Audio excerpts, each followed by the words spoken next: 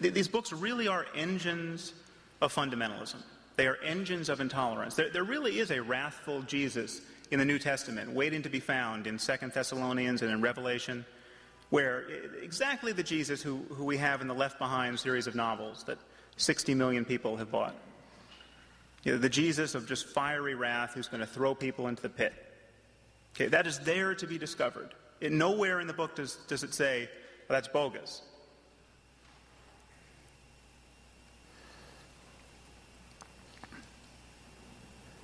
It's not an accident that people like St. Thomas Aquinas or St. Augustine, really the people who are still taught as the great lights of the Western tradition.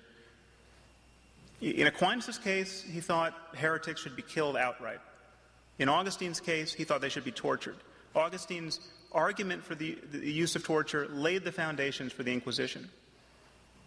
This is not an accident, and it's perfectly reasonable. We have this idea that the fact that we were burning heretics alive for 5 centuries in Europe, this represented some kind of departure, a civilizational departure into psychopathology. It didn't. It is perfectly reasonable to do this if you believe the books. I mean, the heretic next door, given certain beliefs, is far more dangerous than the child molester next door. The heretic can say something to your child that will damn his soul for all time.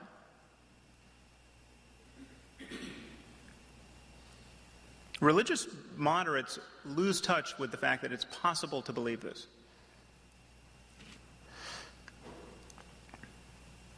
And finally, the problem with religious moderation is that because it is constitutive of merely our relaxing our hold upon these ancient superstitions and taboos, because it doesn't call the basic project of affiliating yourself with these traditions into question. It doesn't call into question the project of venerating these books to the exclusion of any other books. Because it doesn't, it prevents us from developing modern 21st century alternatives, really bringing the full measure of our creativity to bear on questions of human happiness.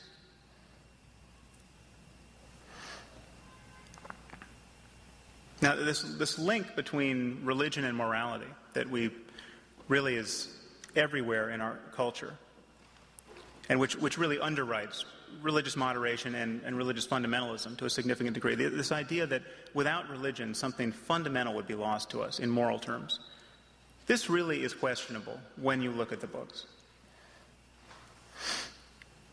The truth is that not even, just to speak specifically of the Bible for a moment, not even an Orthodox Jew or a fundamentalist Christian can take God at his word, given how sadistic God is in books like Leviticus and Deuteronomy and Exodus.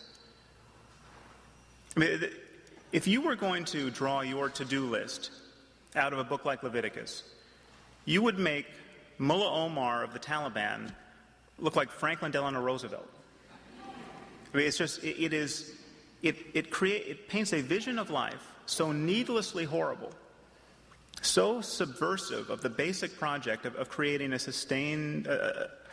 sustainable society where human happiness is even possible,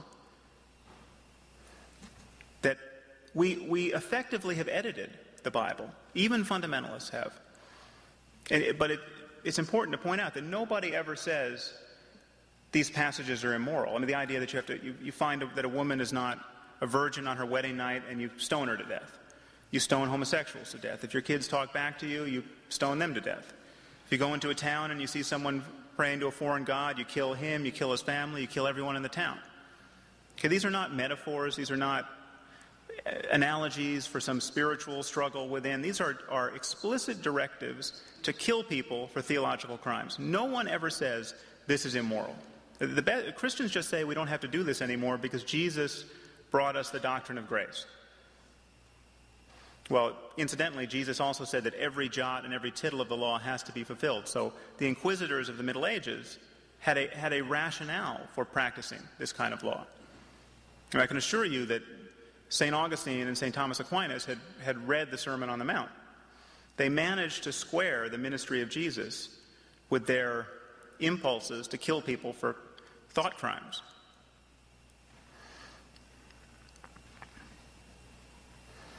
I mean, if this is the best book we have, from the point of view of fundamentalism, the Bible is the best book we have, or the Quran is the best book we have, because it's literally been dictated by the creator of the universe. From the point of view of moderation, these are the best books we have, but who knows what their source is. Just the smartest people who ever lived wrote these books, say. If the Bible is the best book we have in the West, in ethical terms, we should be practicing slavery. The creator of the universe clearly expects us to keep slaves. He simply tells us not to beat our slaves so severely that we put out their eyes or their teeth. Jesus clearly expected us to keep slaves. He never criticizes the institution of slavery. He uses analogies with slaves. Paul, in 1 Timothy, admonishes slaves to serve their masters well and to serve their Christian masters especially well, so that they can partake in their holiness. The abolitionists were absolutely on the wrong side of the theological debate. If this is the wisest book we have, the slaveholders of the South were right. And on so many other questions, this is true. If this is the wisest book we have, we should be beating our children with rods. It says in Proverbs. Incidentally, fundamentalist Christians in our country are beating their children with rods. Last year alone, in Alabama, 40,000 kids were paddled in their schools. It's legal to do this. This is a faith-based initiative.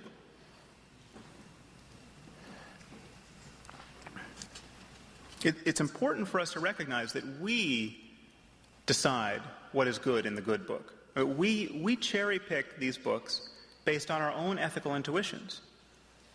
All we have to decide questions of ethics are our own ethical intuitions and the ethical intuitions of others who we are in conversation with. You can put your faith in a 21st century conversation about ethics, or you can put your faith in a first century conversation as preserved in these books. And the problem of faith really is that it is a conversation stopper. As long as you don't have to give reasons for what you believe, you have effectively immunized yourself against the power of human conversation. I mean, you hear religious people say things like, there's nothing you can say that will change my mind. I mean, just imagine that said in medicine. If there's nothing that can be said that will change your mind, if there's no evidence or argument that can be adduced, that proves that you are not taking any state of the world into account in your beliefs. The problem with this is that when the stakes are high, we have a choice between conversation and violence. At the level of society, we have a choice between conversation, negotiation, and war.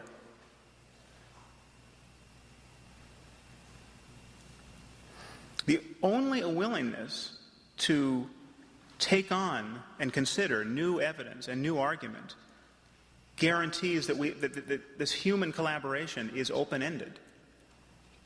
Only that willingness guarantees that. Religion is the one area of discourse where we have made a fetish of a very different frame of mind.